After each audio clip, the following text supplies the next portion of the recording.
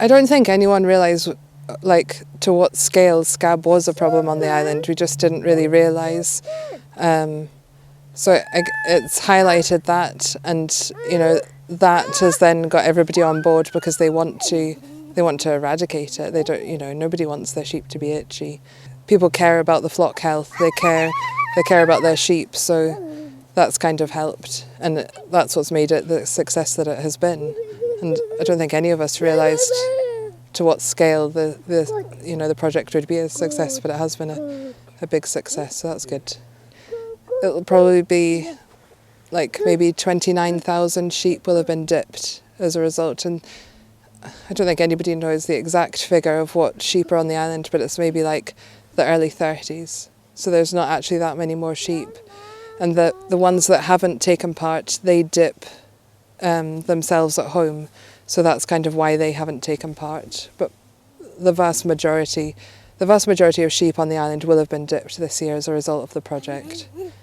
Fluke would be the main problem that we encounter. Worms to a lesser extent just because of the extensive nature of a lot of the flocks here, so they don't have that worm burden, and ticks are a problem as well.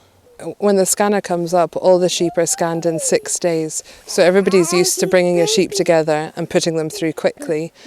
So dipping has been similar, but we've obviously had to combine different villages to one stop because the lorry takes so long to move. It's scanning, we can have 17 stops a day, but even like 4 stops was a big ask for the dipper to keep moving.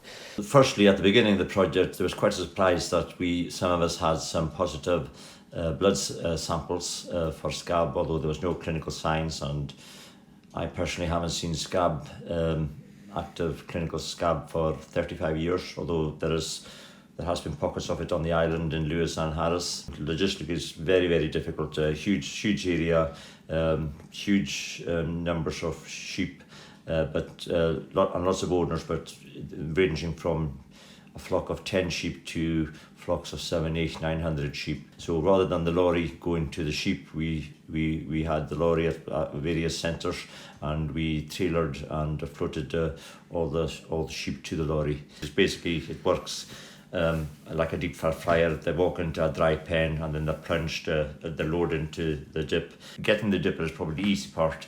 The hard part, I would imagine, is getting the various licenses that you need for disposal and stuff like that.